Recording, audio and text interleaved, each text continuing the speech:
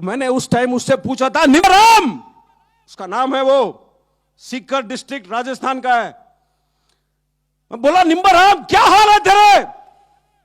चोट खाने के बाद बिस्तरे पे पड़ा हुआ है जवान पतला सा आवाज में बोलता है मेरे से कि साहब पेट में थोड़ी सी तकलीफ है, और फिर बाद में बोलता है, साहब मैं तो ठीक हूं, अपने पलटन के बाकी बंदे कैसे हैं?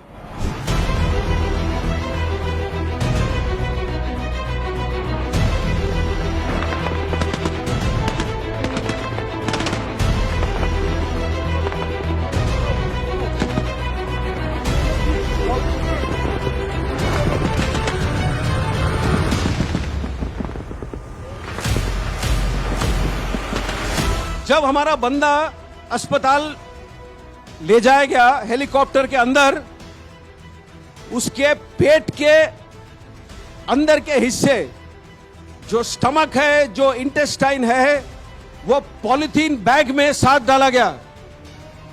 पॉलीथीन बैग में हेलीकॉप्टर के अंदर उसके साथ।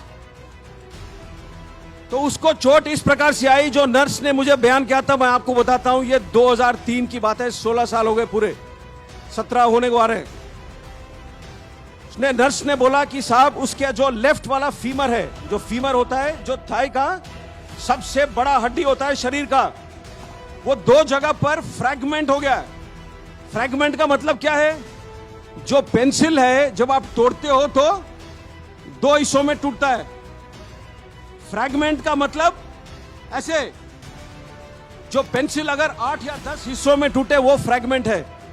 तो उसका ये जो थाई बोन था 2 जगह पर फ्रैगमेंट हो गया था। इसीलिए डॉक्टर साहब जहां भी काट रहे थे उनको नजर आ रहा था खून। ज्यादा से ज्यादा गोली उसको लगी बाएं हाथ पर। क्यों? जो बुलेट प्रूफ जैकेट है जो हम पहनते हैं, वो सामने होता है पट्टी, लोहे का चादर, पीछे होता है लोहे का चादर। एक पतला चादर होता है पेट के लिए, एक पतला होता है गर्दन के लिए। ऊपर और साइड में खुला है। गोलियां लगे उसको साइड में। सबसे ज्यादा चोट उसको ऊपर आया छाती में। जब पैर में गोली लगा होगा तो वो गिरा है। अब पहाड़ी में 20 मीटर 25 मीटर कितना नीचे गिरा है वो तो कोई नहीं जानता है, लेकिन जब गिरा है तो उसका छाती किसी बड़े पत्थर के नुकीली चोट पर पड़ा है, और यहां उसे चोट आई। तो जो लोहे का प्लेट है वो दबाता है जो फेफड़े, जो रिब्स है। तो उसके 5 रिब्स टूटे हुए थे, और 5 रिब जब टूटते हैं तो अंदर की तरफ टूटते हैं। तो उसका जो बाएं वाला फेफड़ा था उसमें 5 जगह पर छेद हो गया, और जो लंग था लेफ्ट साइड वाला, उसमें बॉडी फ्लूइड और ब्लड पूरा भर गया था। ये उसके चोट थे। जब नर्स ने ये मुझे बयान किया तो मैंने नर्स से सीधा सवाल पूछा, क्या बंदा बचेगा? और जैसे डॉक्टर साहब लोग आमतौर पर होते हैं, ये नर्स ने बोला, सर मैं नहीं जानती हूं। तो हम लोग जो वर्दी पहनते हैं, थोड़े, मैं बोला ना, दिल से करते हैं हम काम, दिल से। तो मैंने अपने सोच में, मुझे यह लगा कि अगर मैं उससे बात कर सकता हूं 1 सेकेंड, तो हमारे जो 1000 जवान हैं उनका जो मन का शक्ति है, जो दिल का शक्ति है, वो मैं उस तक भेजूं टेलीफोन के थ्रू। मैंने नर्स को पूछा, क्या मैं बात कर सकता हूं उससे? तो उसने बोला कि साहब 6 दिन हुए इसने आज तक बात नहीं कही है।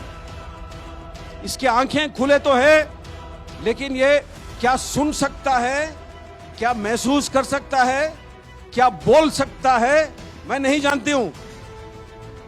मैंने फिर भी बोला कि आप फोन का जो हैंडसेट है उसके पास रख सकते हो? तो उसने बोला हाँ।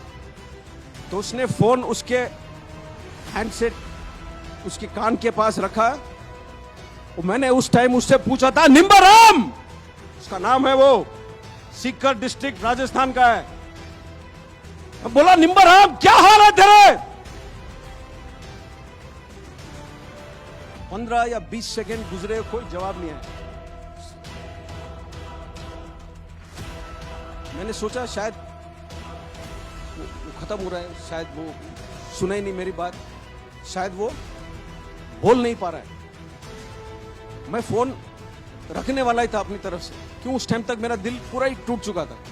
फोन मैं रखने वाला ही था, एक बिल्कुल पतली सी आवाज में जवाब आया।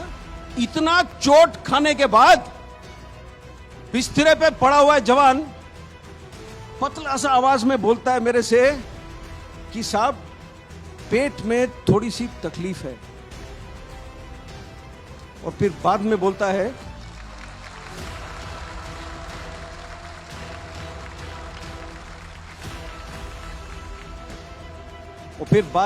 है साहब मैं तो ठीक हूं, अपने पलटन के बाकी बंदे कैसे हैं?